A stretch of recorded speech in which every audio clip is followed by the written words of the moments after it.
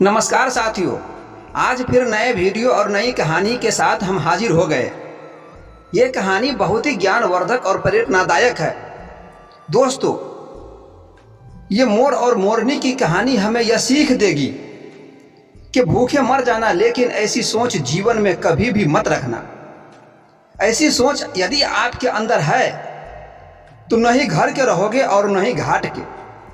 मोर और मोरनी की बातों को गांठ बांध लो, आपके जीवन में बहुत बड़ी सीख देने वाली है और आपके जीवन में हर मोड़ पर काम आने वाली है।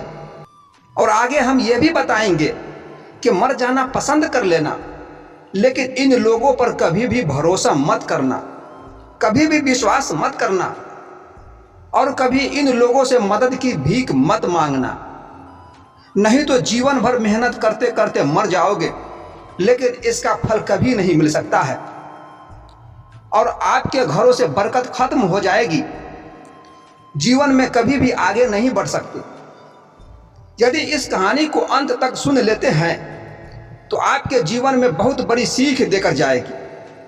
प्लीज वीडियो को अंत तक अवश्य देखें। और जो भी नए मेहमान दर्शक बंधु हमारे चैनल पर जुड़े हैं, उनसे छोटी सी रिक्वेस्ट है, प्लीज हमारे वीडियो को लाइक और चैनल को सब्सक्राइब जरूर कर लें। दोस्तों, अब कहानी यहां से प्रारंभ होती है। किसी जंगल में मोर और मोरनी के जोड़े रहा करते थे। वह दोनों अपना दाम्पत्य जीवन बहुत ही हंसी खुशी उसी जंगल में बिता रहे थे। एक दिन मोरनी मोर से कहती है, स्वामी, इस जंगल को छोड़कर कहीं दूसरा स्थान चयनित किया जाए। तो मोर कहता है, मुझे भोजन यहां भी मिल जाते हैं और कहीं दूसरे जंगल में भी जाएंगे, कहीं दूसरे स्थान पर भी जाएंगे तो मेरे भाग्य में जो भोजन लिखा होगा वह भोजन ही मिलेगा, उससे अधिक नहीं मिल सकता। तो इधर उधर भटकने की कोई आवश्यकता नहीं है। इसलिए दोनों पति और पत्नी इसी जंगल में रहकर जीवन बिताते हैं। तो फिर मोर कहता है मोरनी से, इस स्थान को तुम क्यों छोड़ना चाहती हो? तो मोर कहती है, प्याजी, मनुष्य तो मेहनत करते हैं और फिर भी उसे मेहनत का फल नहीं मिल पाते हैं। इसका क्या कारण है? और मनुष्य काफी मेहनत करने के बाद भी बहुत दुखी और चिंतित क्यों नजर आते हैं? तो मोर कहता है मोरनी से, यह हम बताएंगे, लेकिन तुम्हारे दिमाग में यह ख्याल कैसे आया?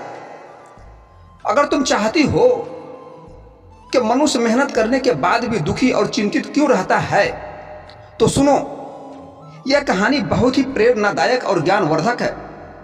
तुम बहुत ही ध्यान से सुनना। हम इसको कहानी के माध्यम से सुनाते हैं।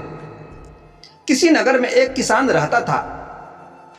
वह किसान बहुत ही गरीब और मेहनती और ईमानदार भी था। वह किसान ईख की खेती क्या करता था और उसी ईख को काटकर उसका रस निकालकर गुड़ और शक्कर तैयार करता, फिर बाजार में जाकर उसे बेचता, जिससे अपने बच्चों का पालन पोषण किया करता था। इसी तरह उसके पूरे परिवार की जिंदगी बहुत ही आराम से कट रही थी। एक समय की बात है कि एक राजा अपने साथियों के साथ कहीं घूमने के लिए निकला। तो उस राजा की नजर उस किसान की खेत में लगे हुए ईख पर पड़ गई और राजा अपने जीवन में ईख या ईख की खेती को देखा नहीं था। तो उस राजा ने मन में विचार किया, मन में सोचा कि क्यों न किसान से जाकर पूछा जाए कि यह क्या चीज है और कुछ ज्ञान प्राप्त करना चाहिए।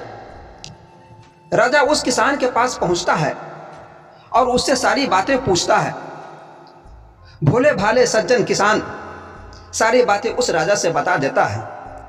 यह ईख है, इसका रस निकालकर चीनी और गुड़ तैयार किया जाता है।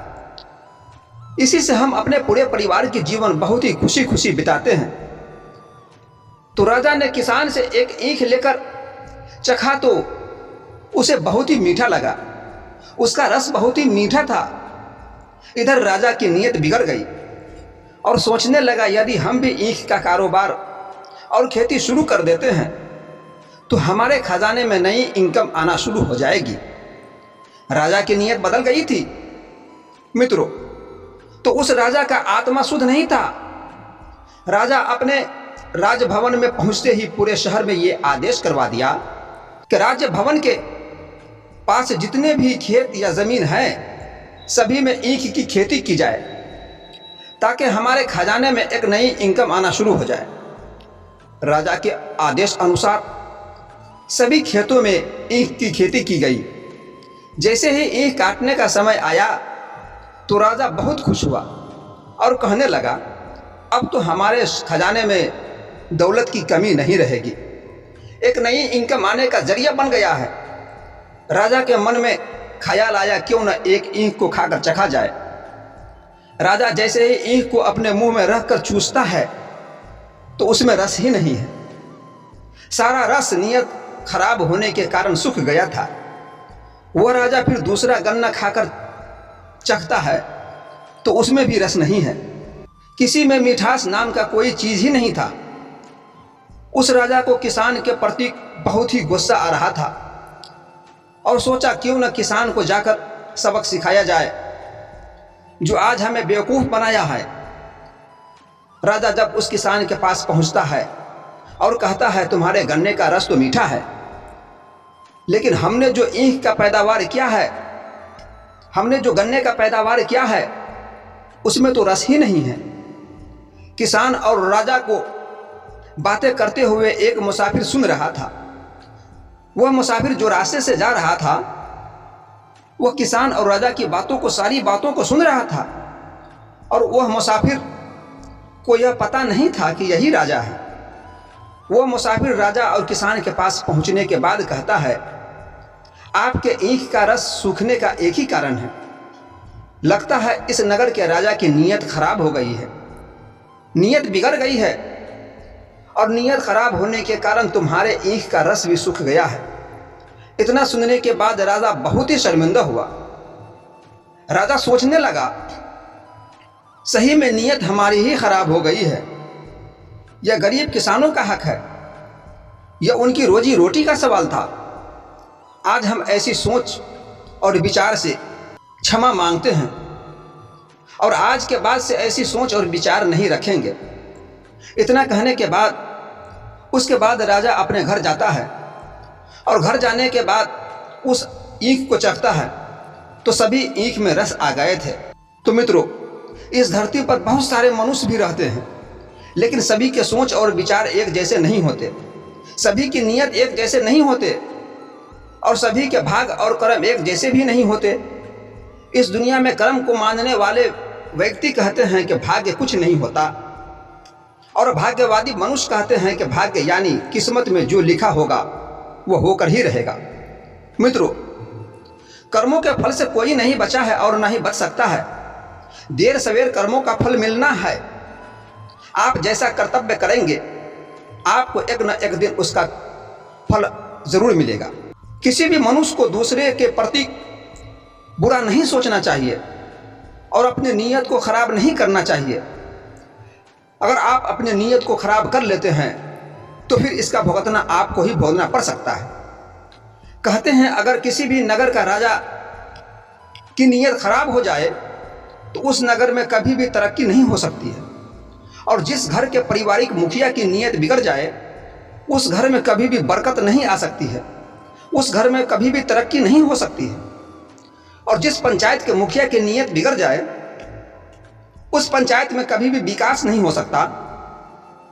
प्रिय मित्रों, हमारे इस वीडियो के माध्यम से बताई गई कहानी से आप सभी को क्या सीखने को मिला, प्लीज़ कमेंट करके बताइए, और हमारे वीडियो को लाइक और हमारे चैनल को सब्सक्राइब अवश्य कर लें। फिर मिलते हैं दूसरा वीडियो के साथ, जब तक के लिए धन्यवाद।